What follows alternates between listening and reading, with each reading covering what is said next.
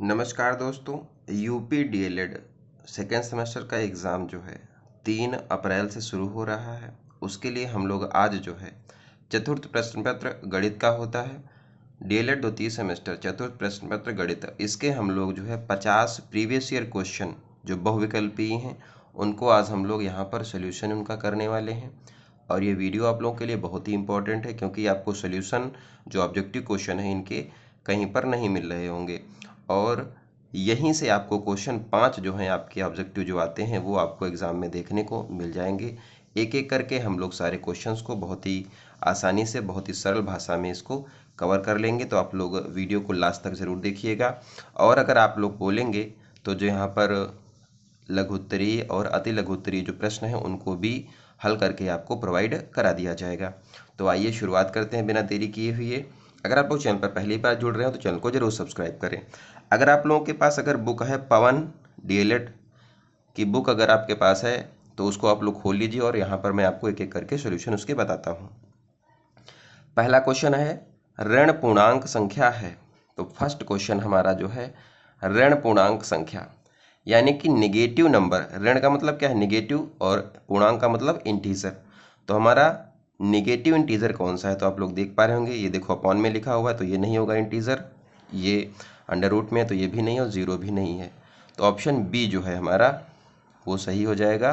-5 जो है हमारा ये निगेटिव इंटीजर है यानी कि ऋण पूर्णांक संख्या है। दूसरा क्वेश्चन हमारा क्या है? और ये 2023 में क्वेश्चन, आप लोग इनके ईयर भी यहाँ पर देख पा रहे होंगे, मैं आपको इनके सोल्यूशन बता रहा हूँ। 9, 12 और 18 का हमको जो है एलसीएम बताना है। एलसीएम बताना है तो इसका एलसीएम बहुत ही आसान है। कैसे करेंगे? 9, 12 और 18। देखिए सबसे पहले 2 से इसको डिवाइड करना है तो ये तो नहीं कटेगा। 2 6 टाइम कट जाता है और ये 9 टाइम कटेगा। 2 9 18 होता है। 2 से फिर से करेंगे तो 9 यहाँ पर आ जाएगा। 2 3 6 हो जाएगा तो 9 यहाँ आ गया। हम लोग 3 से इसको डिवाइड करेंगे। 3 3 9, 3 1 3 और 3 3 9। एक बार फिर से 3 से करना है। 3 1 3, 1 तो यहाँ पर है, 3 1 3। तो एलसीएम हमारा क्या हो जाएगा? देखिए 2 × 2 × 3 × 3 यानी कि 2 दूना 4 और 4 3 12, 12 3 36।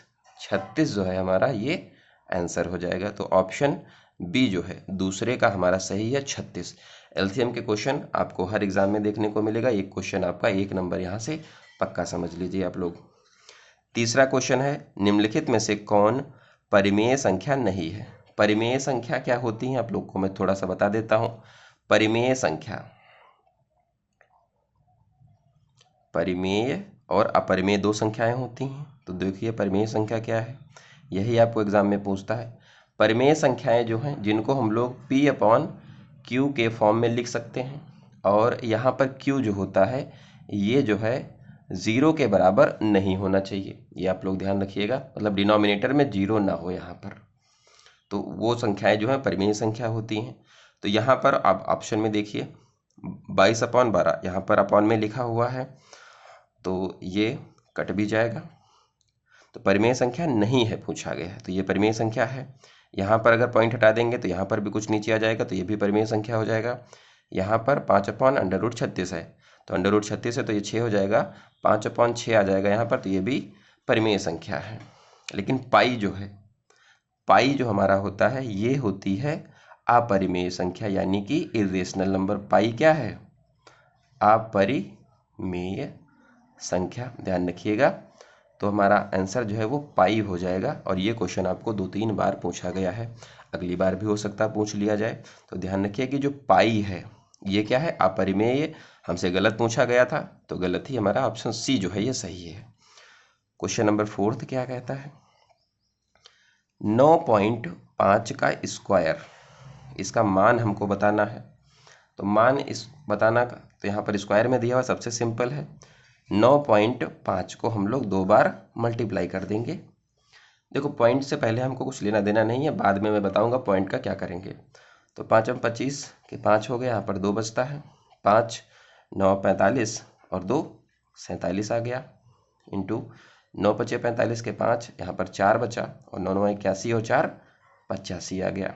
अब आप लोग इसको सिंपली ऐड कर दें, 5 7 5 12 के 2 हासिल चला 1, और 5 5 4 और 5 9 और 1 10 का 0 आ जाएगा, 1 बचेगा, और 8 और 1 9 हो जाता है।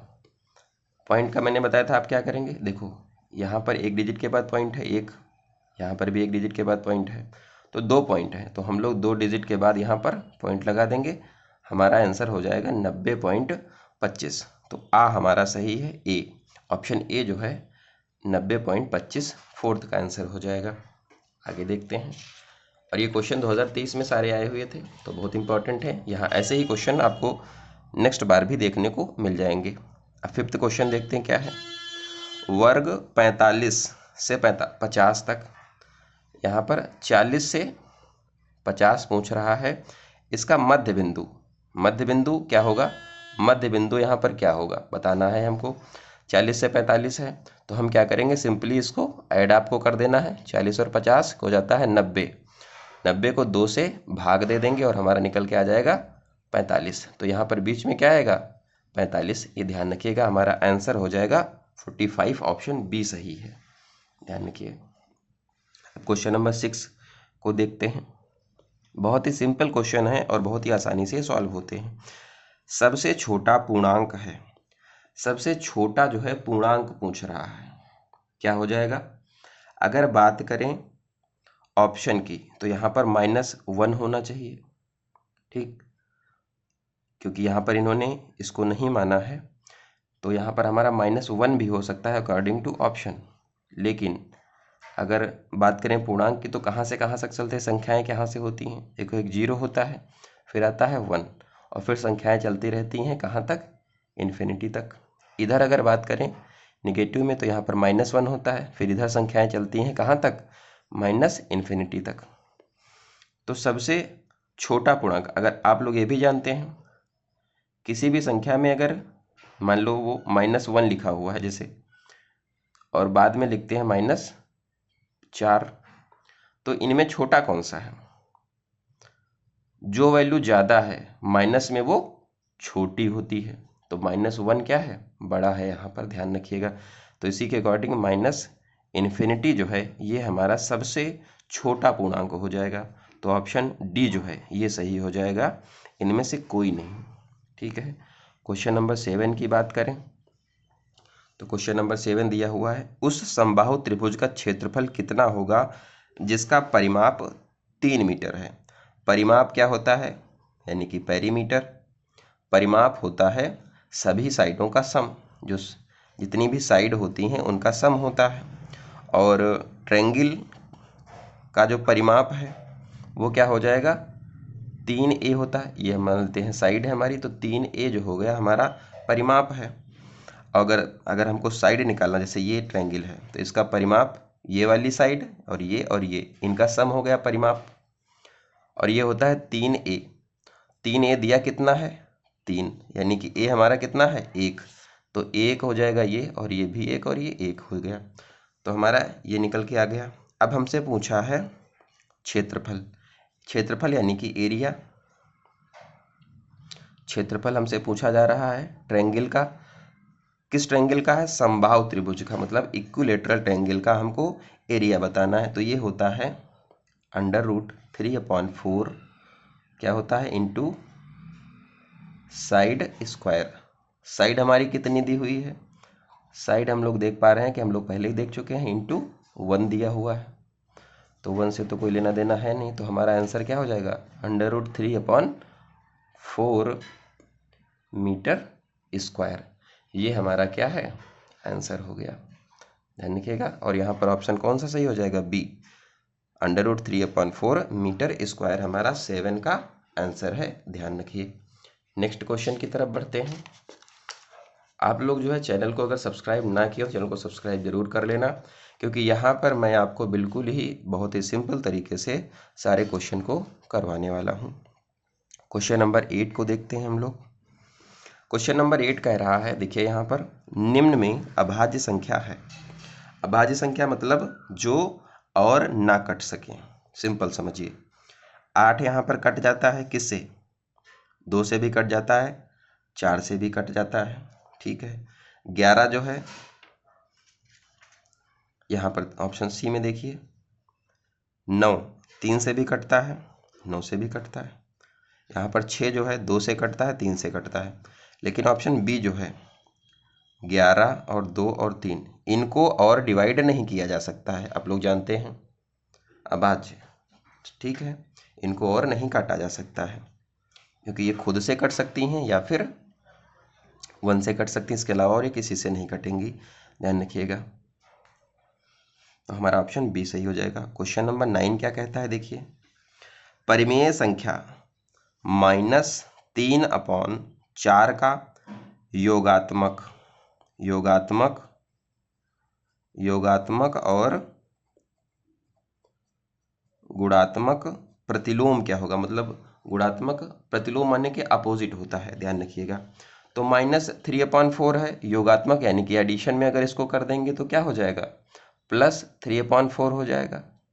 और अगर गुणात्मक करेंगे तो ये हो जाएगा -4/3, ध्यान रखिएगा, ये सिंपल है।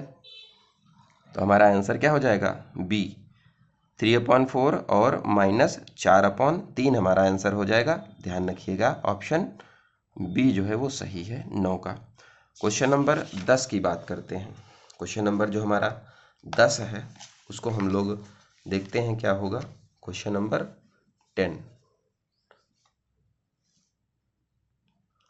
क्वेश्चन नंबर 10 की बात की जाए तो यहाँ पर दिया हुआ है, निम्नलिखित में से रेखीय समीकरण कौन सा नहीं है। रेखीय समीकरण की बात की जा रही है। तो रेखीय समीकरण यानी कि लीनियर इक्वेशन जो होती हैं, देख लीजिए क्या होता है, पावर ऑफ, जो पावर होती है, power of variable must be 1। Power यानी कि घात हो गया, और वेरिएबल यानी कि चर जो होते हैं इनकी पावर 1 होना चाहिए, ध्यान रखिए। और दूसरी कंडीशन क्या है, variable must not be in denominator. कोई भी वेरिएबल जो है डिनोमिनेटर में, जैसे मान लो 6 ऊपर लिखा है तो नीचे यहाँ पर वेरिएबल यानी कि x, y, z ये सब नहीं होना चाहिए। ये कंडीशन होती है यहाँ पर लीनियर इक्वेशन की।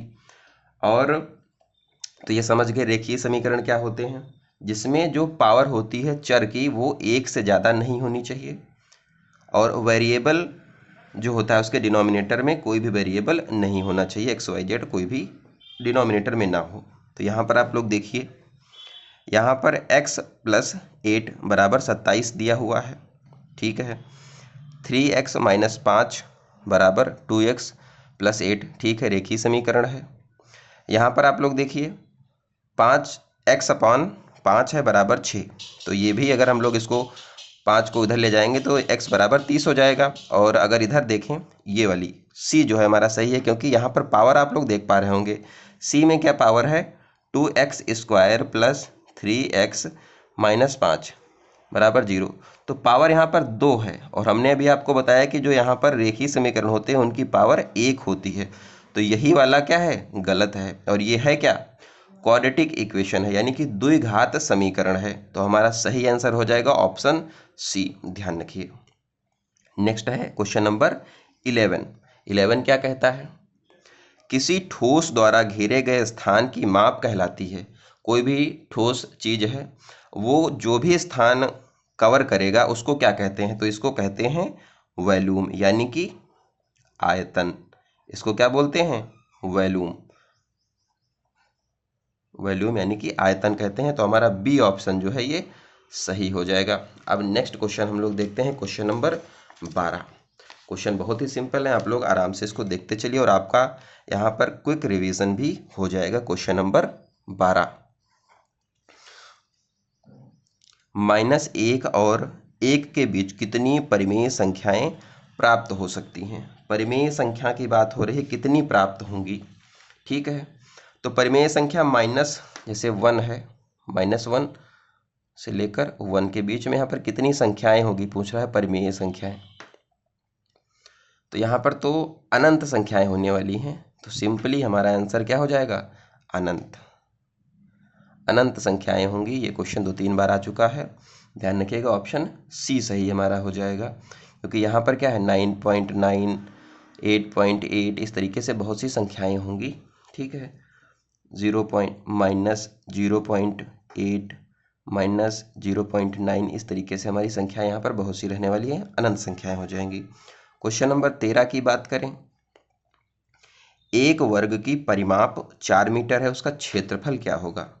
कोई वर्ग है, वर्ग यानी कि स्क्वायर, उसका परिमाप दिया हुआ है, परिमाप यानी कि पेरीमीटर।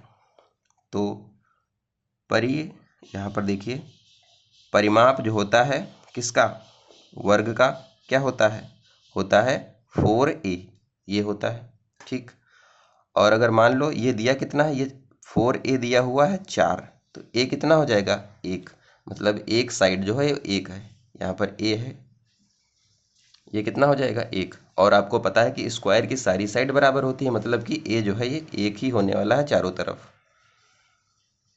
ठीक, आपको पता चल गया कि साइड क्या है हमारी, a है, 1 है। और क्षेत्रफल स्क्वायर का क्या होता है, वर्ग का क्षेत्रफल, वर्ग का क्षेत्रफल होता है साइड इंटू साइड। ठीक है, यानी कि भुजा इंटू भुजा होता है। ठीक है, साइड हमारी कितनी है, 1 है, तो 1 इंटू 1 कितना हो जाएगा 1। 1 यहाँ पर क्या हो जाएगा, मीटर स्क्वायर। ये हमारा क्या है, एरिया हो गया किसका, स्क्वायर का। क्वेश्चन नंबर 13 का आंसर हो जाएगा हमारा ए, 1 मीटर स्क्वायर। ठीक है, क्वेश्चन नंबर 14 की तरफ हम लोग देखते हैं। क्वेश्चन नंबर 14 क्या कहता है, a² minus 2ab plus b² बराबर है। तो ये सिंपली आप लोग देख पा रहे होंगे फार्मूला दिया हुआ है, किसका फार्मूला है, देखिए a माइनस बी का फार्मूला दिया हुआ है, ये a² minus 2ab plus b²। ध्यान रखिएगा, सिंपली फार्मूले भी एग्जाम में पूछ लेता है। ऑप्शन जो हमारा बी है ये सही हो जाए, 14 का बी सही है। ध्यान रखिए, क्वेश्चन ये फार्मूले भी आप लोग को ध्यान रख लेना है। अगर यहीं पर यहाँ पर जो है अगर प्लस होता तो ये चेंज हो जाता।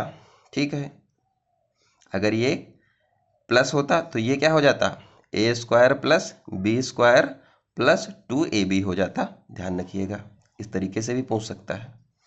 क्वेश्चन नंबर 15 की बात करें, दिया हुआ है निम्न में से कौन रेखीय समीकरण नहीं है। तो रेखीय समीकरण का क्वेश्चन नंबर 10 भी था और 15 में भी है, मतलब हर साल यहाँ पर रेखीय समीकरण से क्वेश्चन पूछता है कि कौन सा रेखीय समीकरण नहीं है। और मैंने आपको अभी बताया कि रेखीय समीकरण क्या होते हैं। रेखीय समीकरण में जो है पावर जो है वो 1 होती है, और वेरिएबल के डिनोमिनेटर में कोई भी वेरिएबल नहीं होता है। ध्यान रखिएगा, तो वो होता है रेखीय समीकरण। तो यहाँ पर हमारा क्या है, देखिए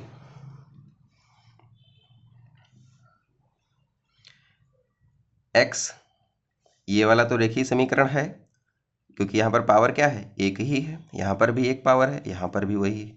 लेकिन यहाँ पर देखो वेरिएबल जो डिनोमिनेटर में क्या लिखा हुआ है, x plus 1/x is equal to 7 लिखा हुआ था।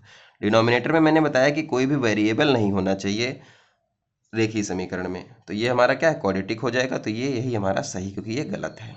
ठीक है, ऑप्शन डी सही है, ध्यान रखिएगा। अब आते हैं हम लोग क्वेश्चन नंबर 16 की तरफ। क्वेश्चन नंबर 16 क्या कहता है, देखते हैं। क्वेश्चन नंबर 16 क्या हो जाएगा हमारा,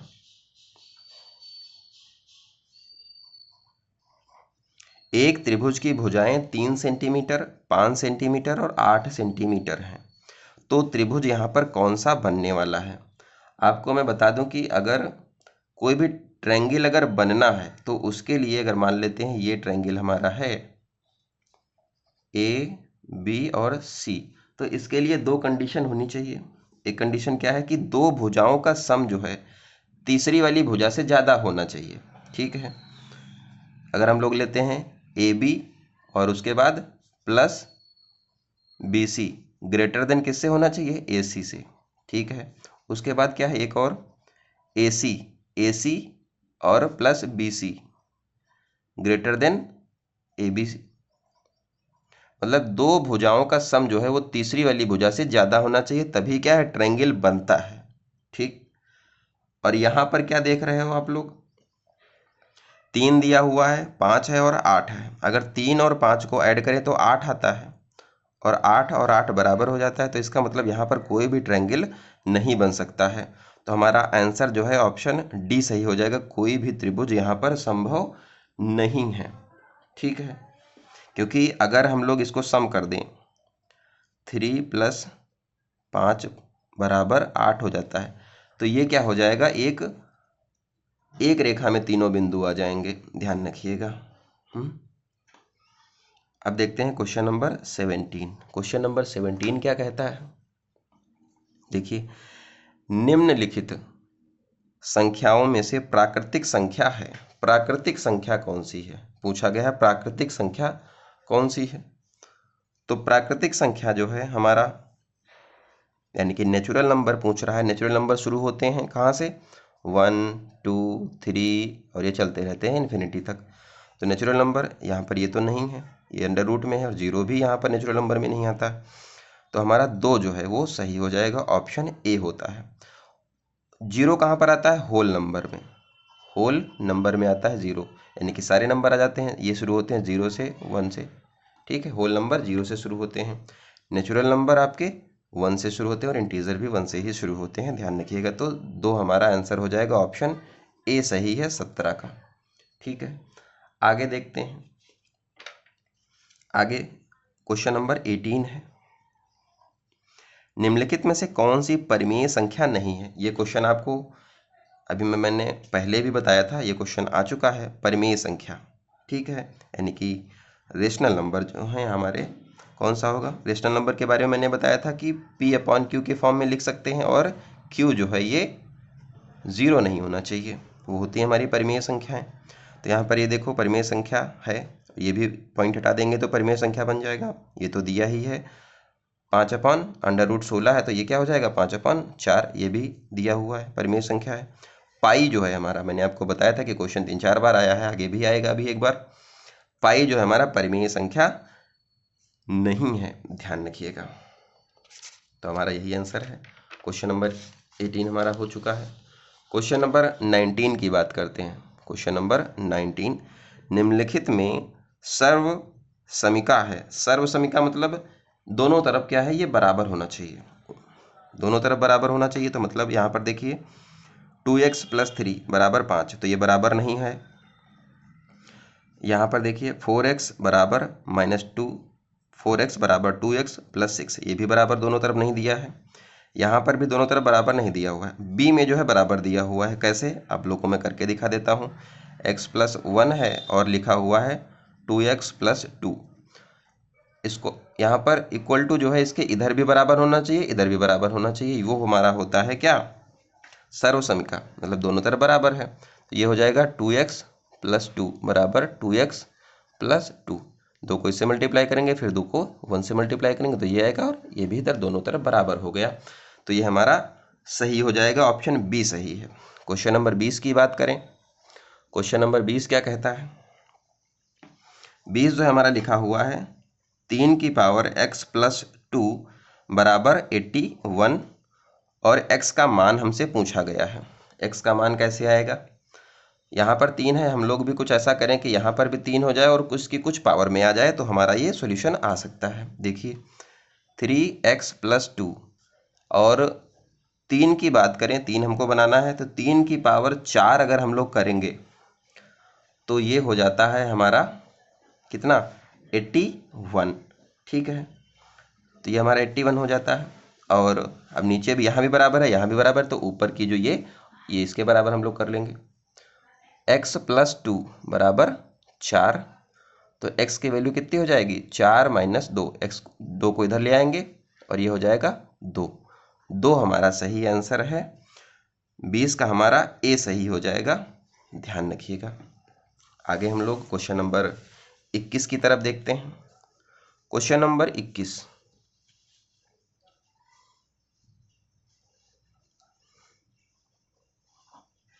परिमेय संख्या -24/45 के समतुल्य संख्या है। मतलब -24/45 के बराबर जो संख्या है वो परिमेय संख्या कौन सी है, यहाँ पर बताना है।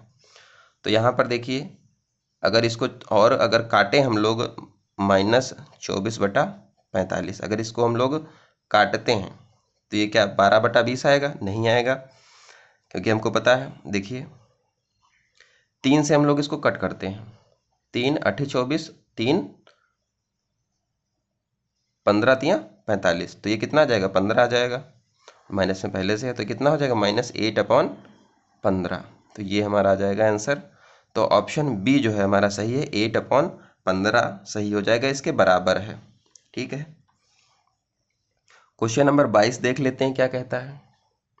समीकरण x/4 + 10 बराबर -4 में x का मान हमको बताना है। तो x का मान कितना हो जाएगा? क्वेश्चन नंबर 22 की बात करें अगर तो देखिए क्या लिखा हुआ है, x/4 + 10 बराबर -4। x की वैल्यू हमको बतानी है। ठीक है, कैसे आएगा? देखिए 10 को हम लोग इधर ले आते हैं, x/4 बराबर 10 इधर अगर आ जाएगा तो माइनस में हो जाएगा, और माइनस माइनस प्लस हो जाते हैं तो ये -14 हो जाएगा। ठीक है, और x बराबर क्या हो जाएगा? 4 जो है अब इससे मल्टीप्लाई हो जाएगा, 4 × -14 कितना हो जाएगा? -56। तो यही हमारा आंसर हो जाएगा, -56 हमारा आंसर है। ऑप्शन ए जो है 22 में ए सही हो जाएगा, ध्यान रखिएगा। क्वेश्चन नंबर 23 की अगर बात की जाए तो क्वेश्चन है, एक वर्ग जिसकी भुजा 1.6 मीटर है, वर्ग का क्षेत्रफल होगा। वर्ग यानी कि स्क्वायर, अगर मैं आपको एक बता दूं कि स्क्वायर जो है इसकी सारी साइड क्या हैं? इक्वल होती हैं। और वर्ग का भुजा दिया हुआ है हमको कितना, यानी कि भुजा जो दी हुई है वो है 1.6 मीटर, यानी कि साइड हमारी दी हुई है। वर्ग का क्षेत्रफल होता है, यानी कि एरिया ऑफ स्क्वायर, ये कितना होता है? साइड इंटू साइड, यानी कि भुजा इंटू भुजा। तो हमारा दिया हुआ है 1.6 मीटर इंटू 1.6 मीटर, ये दिया हुआ है। 16 × 16 अगर मल्टीप्लाई कर दें तो हो जाएगा हमारा 256। और यहाँ पर एक पॉइंट के बाद 0 है, यहाँ पर पॉइंट लगा हुआ एक डिजिट के बाद, यहाँ पर एक डिजिट के बाद पॉइंट है, तो हम लोग 2 डिजिट के बाद पॉइंट लगा देंगे तो हमारा आंसर हो जाएगा 2.56 मीटर स्क्वायर। हमारा ऑप्शन जो बी है ये सही हो जाएगा। इसके बाद आता है क्वेश्चन नंबर 24। सबसे छोटी सम अभाज्य संख्या है, यानी कि इवन नंबर जो प्राइम नंबर है सबसे छोटा वो कौन सा है? तो ये हो जाएगा 2। 2 क्या है? एकमात्र इवन नंबर है, सम संख्या है, जो कि प्राइम नंबर है, अभाज्य है, ध्यान रखिएगा। तो आंसर जो है हमारा बी हो जाएगा। ठीक है, क्वेश्चन नंबर 25 की बात करें। किसी त्रिभुज का क्षेत्रफल 45 वर्ग सेंटीमीटर तथा आधार 15 सेंटीमीटर है, इस त्रिभुज की ऊंचाई कितनी है? तो त्रिभुज का यहाँ पर एरिया का फॉर्मूला होता है 1/2 आधार यानी कि बेस, हाइट यानी कि ऊंचाई, ऊंचाई यानी कि हाइट हो गया। तो ये हमारा फार्मूला है किसका? त्रिभुज की एरिया का। ठीक है, तो हमको यहाँ पर क्षेत्रफल दिया हुआ है और आधार दिया हुआ है, हमको ऊंचाई निकालनी है। तो हम लोग इसमें रखेंगे 1/2 इंटू आधार हमारा 15 दिया हुआ है, ऊंचाई हमको निकालनी है यानी कि h निकालना है, और एरिया दिया हुआ है कितना? 45। हम लोग इसको करेंगे 15 तियाँ 45 से कट जाएगा इधर, और यहाँ पर 2 जो है ये 3 से मल्टीप्लाई हो जाएगा, तो h हमारा कितना निकल के आ जाएगा? 6 मीटर। ध्यान रखिए 25 का आंसर जो है हमारा 6 मीटर, यानी कि ऑप्शन डी सही हो जाएगा। तो ये आपके 25 क्वेश्चन हो चुके हैं। आगे अभी 25 क्वेश्चन और बचे हैं जो PYQ हैं। फ़ोन में मेरे स्टोरेज कम है तो वीडियो आगे नहीं बन सकता है। तो अभी मैं आपको जस्ट तुरंत आपको एक वीडियो अगले क्वेश्चन जो 25 हैं उनकी भी बना के दे दूंगा, तो आप लोग उसको देखिएगा। अगर आप लोग चैनल पर पहली बार जुड़ रहे हो तो चैनल को सब्सक्राइब कर लेना, जिससे आपको वीडियो मिल जाएगा। तो मिलते हैं अगली वीडियो में, तब तक आप लोग अपना ध्यान रखिए। धन्यवाद, जय हिंद।